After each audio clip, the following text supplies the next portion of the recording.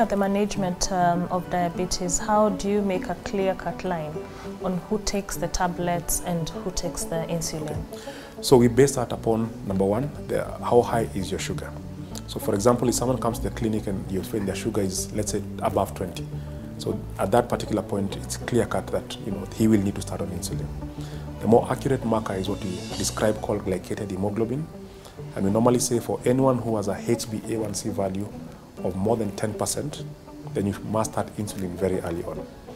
Now, it's difficult at times to convince people to use insulin at the beginning. A lot of stigma surrounding insulin. And commonly because insulin is normally, if the sugar is extremely high, someone has complications, we start insulin.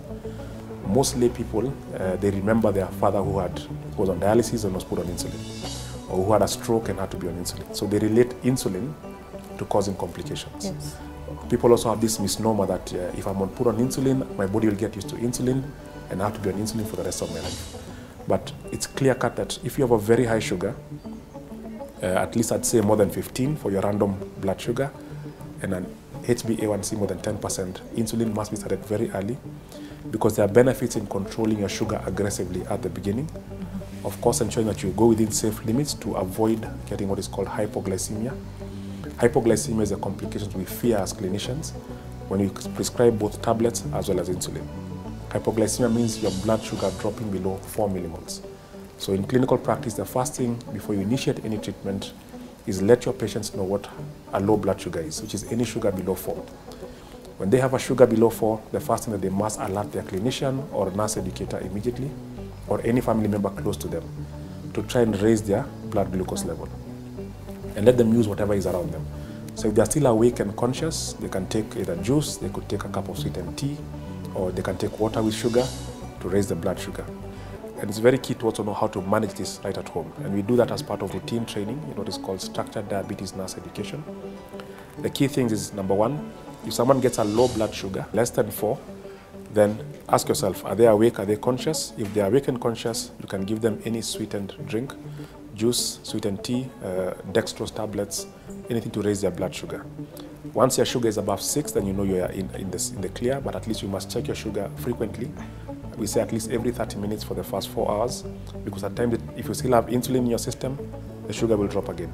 If you have certain tablets which have a long stay within your circulation, the sugar again will drop again.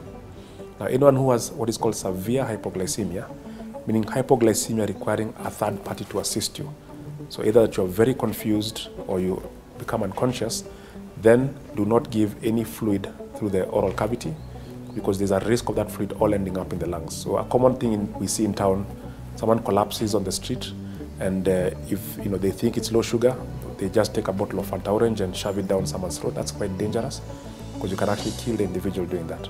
So what we say is that individual just take some honey or sugar and put that either under the tongue or on the side of the mouth, where you have a very rich vascular system which will absorb the sugar, and rush them to the nearest facility, because they need to have glucose introduced through a major vein. Okay? We give dextrose through the vein, and within seconds or minutes, someone actually responds. So the key thing is to take them to the nearest healthcare facility to manage hypoglycemia. Any dispensary in the country, any primary healthcare facility must be able to manage, or should be able to manage, hypoglycemia. So those are the key things that we want to at least ensure that people are educated about. And very, very key when you're starting insulin use. So, like I said, if you start insulin use in those indications, very high sugars, a HbA1c more than 10%, the next step is to properly train someone how to use insulin. So number one is to walk them through the injection technique. Very, very important. We have several devices to deliver insulin now. So what we commonly use are syringes out there in primary healthcare, but nowadays we have pens, which are now free of charge and are easily accessible and are much more convenient to use. You can carry them in your coat, in your handbag. They don't require any refrigeration, at least for the 30 days you'll use that particular pen. So these are easy to train, very comfortable, no pain, because the needle is very small, only 4 millimeters. So the issue of pain during injection has been taken away most times. Again, just to ensure you have good hygiene, swab the area before you inject, just to prevent any local infections. And again, teach people how to rotate the sites of injection. So a common mistake people make is that they tend to inject the same site over and over again. That will bring complications because, number one, it will cause the fat tissue in that area to actually now start to multiply, and you get a thickened area where the insulin absorption becomes very low. So you're injecting bigger and bigger doses, but it's not getting to your bloodstream. All of it is just pulling on that area where the fat tissue has multiplied. Common complication. So we advise them to rotate their sites. We say that you look at your navel and you just count 2 finger breadths from the navel. You can move, you have this whole area. You can move laterally on your abdomen. So if you inject here, the next day reverse, rotate the site and inject on this side.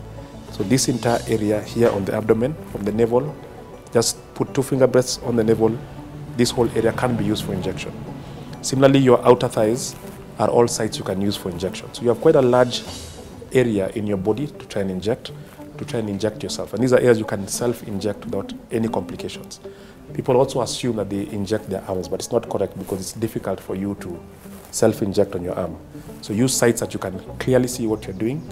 You are having the good depth of penetration of the needle, and you can easily clean, swab that area, and ensure that you've marked the area that you've injected in the morning. So it's very key to train them on the injection technique and also review that each time they come for their clinic visits. The next important thing, you must start insulin only, I insist, if the person can check their blood sugar. It's very dangerous as a clinician to prescribe insulin and that person does not have what is called a glucometer or a blood glucose meter. So they must be able to check their sugars because we dose our insulin based upon the sugar readings. And we normally adjust the dose as we move along. So if the sugars are high, we adjust the doses gradually until the sugars are within the target range. If the sugars drop, then we normally reduce the dose of the insulin to avoid someone getting low sugars or what is called hypoglycemia. So very key to have a glucose meter and someone is well trained to check their sugars and also keeps a frequent log of their sugars, which a doctor can use to try and adjust the dose of insulin safely. Now, those who have an A1C of less than 10%, so anything between 6.5 to 10%, we can use tablets.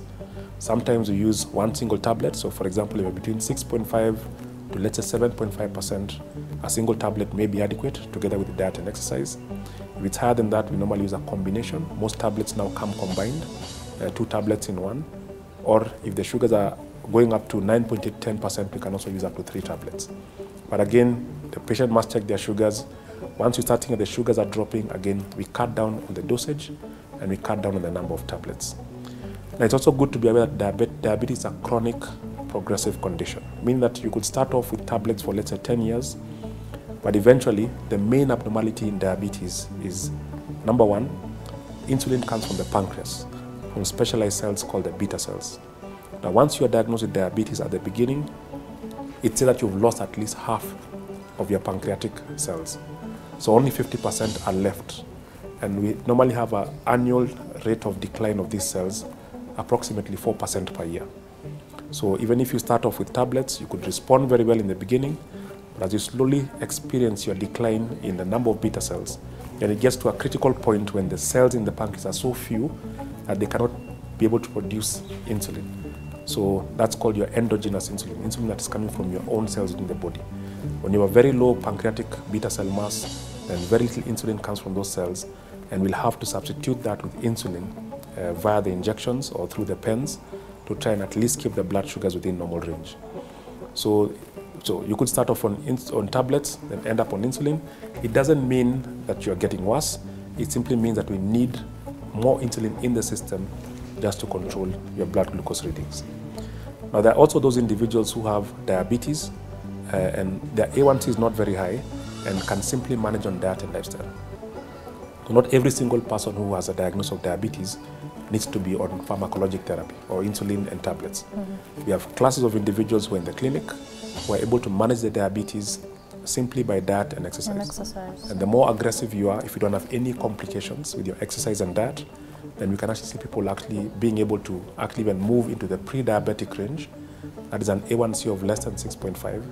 And also it's also a basis for what we call diabetes reversal. So those candidates who actually can benefit from what is called diabetes reversal.